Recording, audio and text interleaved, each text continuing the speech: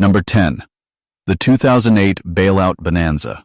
In the years before 2008, the biggest banks on Wall Street weren't just investing. They were taking massive risks with money that wasn't even theirs. They handed out loans to people who had little to no ability to repay them. These were known as ninja loans. No income, no job, no assets. On the surface, it sounds unbelievable. But at the time, it was happening everywhere. And it didn't stop there. These risky loans were bundled together into complex financial products and sold as safe investments. Rating agencies stamped them with high ratings, making them appear secure. Investors around the world bought into them, trusting the system. Behind the scenes, however, the entire structure was fragile. At the same time, the bankers responsible for creating these products were earning enormous bonuses. They were rewarded for short-term profits, not long-term stability. Then came the crash. The housing market collapsed. Borrowers defaulted on their loans. Those safe financial products turned out to be anything but safe. And suddenly, the entire global economy was on the brink. Here's where things took a dramatic turn. When everyday people make bad financial choices, they face the consequences alone.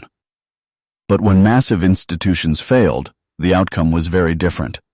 The banks went to the government and made a case. If we collapse, the entire system goes with us. The government agreed. Through a program known as TARP, the Troubled Asset Relief Program, hundreds of billions of dollars were used to stabilize these failing institutions. That money came from taxpayers, people who were already dealing with job losses, foreclosures, and financial hardship.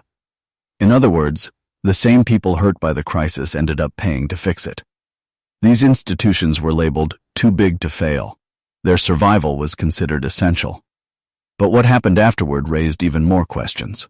Many of these banks quickly recovered and returned to business as usual.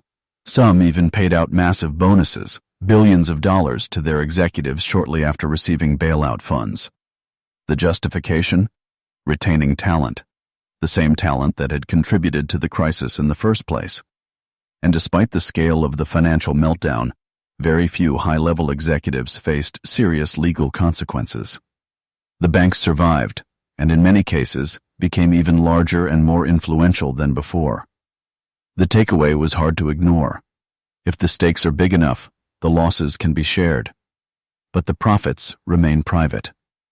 Number 9. The Airline Bankruptcy Playbook. Imagine dedicating decades of your life to a company. You work hard, stay loyal, and trust the promise that one day you'll receive a pension, a steady income after retirement. Then suddenly, everything changes. The company announces bankruptcy. But here's the surprising part. The business doesn't disappear. Flights continue. Operations run. Leadership remains in place. The only thing that disappears is your pension. This scenario became increasingly common in the airline industry in the early 2000s. Airlines like United used Chapter 11 bankruptcy not to shut down, but to restructure. This allowed them to cancel labor agreements and transfer pension obligations to a government-backed agency. Employees who expected a certain level of retirement income saw it reduced significantly. Other airlines followed the same approach. What was once considered a last resort became a strategic tool. Chapter 11 was originally designed to give struggling companies a second chance, but in practice, it was sometimes used to reset financial obligations, particularly those owed to workers. While employees were asked to accept cuts, executives were often given bonuses to remain with the company during restructuring. So while workers lost long-promised benefits, leadership remained financially secure. The system worked, but not equally for everyone. Number 8. The sugar industry's shift of blame. In the mid-20th century, scientific research began pointing to a connection between sugar consumption and heart disease. For the sugar industry, this was a serious threat.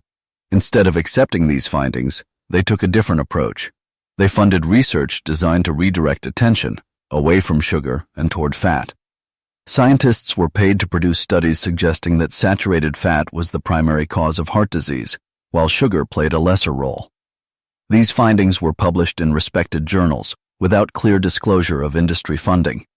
The message spread widely. Fat is the problem. Food companies responded by creating low-fat products, but removing fat also removed flavor. So manufacturers compensated by adding sugar, a lot of it. Products marketed as healthy often contained high levels of sugar, sometimes more than traditional desserts. Over time, rates of obesity and related health issues increased. Meanwhile, the role of sugar remained under-examined for decades. Eventually, internal documents revealed the extent of the industry's involvement in shaping early research. By then, the impact had already been felt across generations. Number 7. The evergreening patent strategy. Patents are meant to encourage innovation by granting exclusive rights for a limited time. After that period ends, others can produce similar products, increasing competition and lowering costs. But when a product is highly profitable, companies have strong incentives to extend that exclusivity. One method used is called evergreening. Instead of developing entirely new products, companies make small modifications, changing the formulation, adjusting dosage, or altering delivery methods. These changes can be enough to file new patents. Each new patent adds another layer of protection. In some cases, companies have filed dozens or even hundreds of patents related to a single product. This creates a barrier that makes it difficult for competitors to enter the market. As a result, prices remain high, and access to alternatives is delayed. A system designed to balance innovation with public benefit becomes extended far beyond its original intent. Number 6. Pay-for-delay agreements. Imagine you run a business that sells a product at a high price. A competitor is about to enter the market offering a cheaper version. Instead of competing, you offer them money to delay their launch. They accept. This is the basic idea behind pay-for-delay deals in the pharmaceutical industry. When patents expire, generic versions of drugs can be produced at much lower cost.